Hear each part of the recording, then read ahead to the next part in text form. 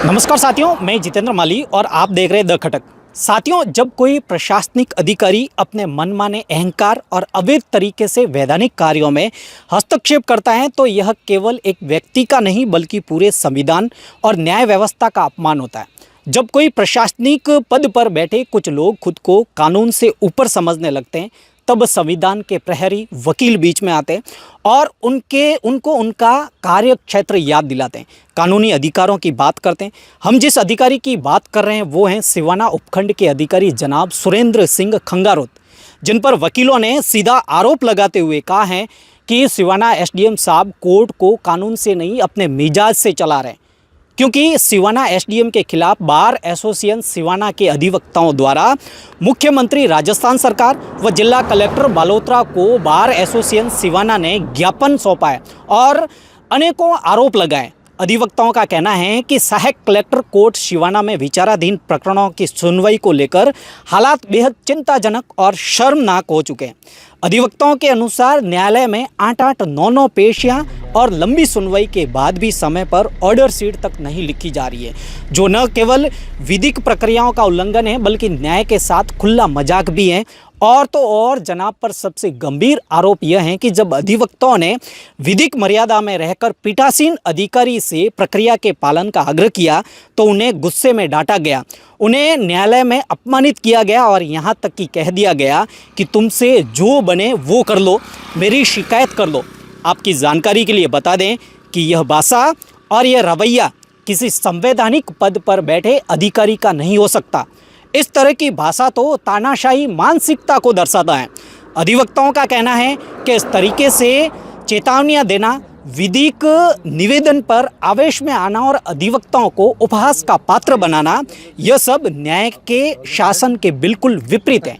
ऐसी परिस्थिति में कोर्ट कार्रवाई में भाग लेना अधिवक्ताओं के लिए ग्लानि और अपमान का कारण बन गया है। ऐसी स्थिति की गंभीरता का अंदाजा इसी बात से लगाया जा सकता है कि अब अधिवक्ताओं ने इसे न्यायपालिका की गरिमा और विधि के शासन पर सीधा हमला करार देते हुए आमरण अनशन जैसे कठोर कदम उठाने की चेतावनी दी है।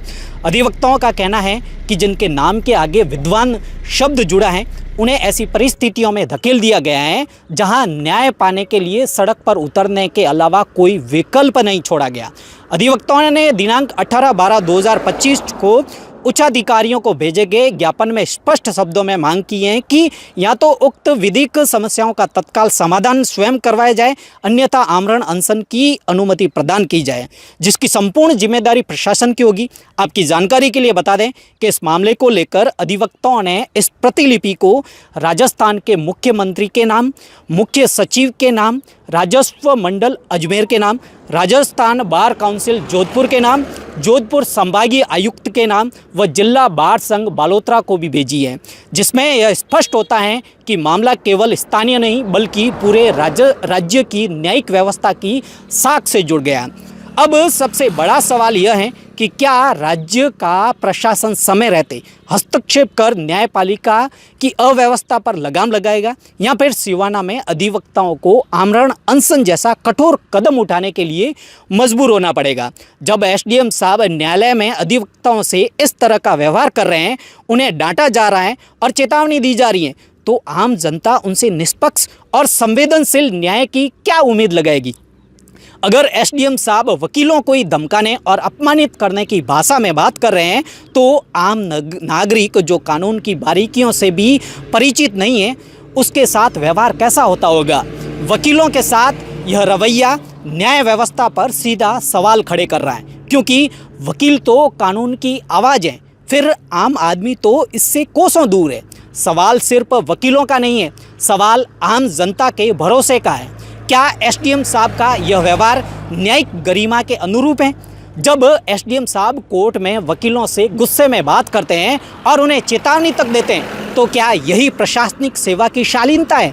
8-8, 9-9 पेशियों के बाद भी ऑर्डर शीट नहीं लिखना क्या लापरवाही है या जानबूझकर न्याय को लटकाने की रणनीति? यहाँ एसडीएम साहब खुद को कानून से ऊपर मानते हैं। वकीलों से कहा जाता है कि मेरी शिकायत कर दो। क्या यह आत्मविश्वास है या जवाबदेही से बेखौफ तानाशाही? अगर कानून के जानकार वकीलों की बात नहीं सुनी जा रही है तो आम आदमी, अशिक्षित या गरीब फरियादी की सुनवाई कैसे होती होगी? न्यायालय गरिमा का उल्लंघन करने पर क्या प्रशासन खुद पर भी कार्रवाई करेगा या सिर्फ ये नियम जनता पर ही लागू होते हैं? क्या एसडीएम साहब को यह एहसास भी है कि उनका एक आदेश किसी परिवार की ज़िंदगी बचा भी सकता है और बर्बाद भी कर सकता है? अगर यही रवैया रहा तो क्या प्रशासन कोर्ट बहिष्कार और आंदोलन की पूरी जिम्मेदारी लेगा?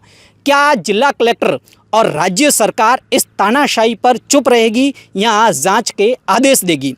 यह सवाल सिर्फ एसडीएम साहब के व्यवहार का नहीं है, बल्कि उस न्याय प्रणाली का है जिस पर आम आदमी आखिरी उम्मीद लगाकर बैठा है। आपकी जानकारी के लिए बता दें कि लोकतंत्र के चौथे स्तंभ के नाते हम जनता के मुद्दे, जनता के अधिकार और जनता की आवाज़ पूरी मजबूती से उठाते रहेंगे। सत्ता के गलियारों में बैठे लोगों को यह समझ लेना चाहिए कि मीडिया न तो दबाव में चलता है न धमकियों से चलता है।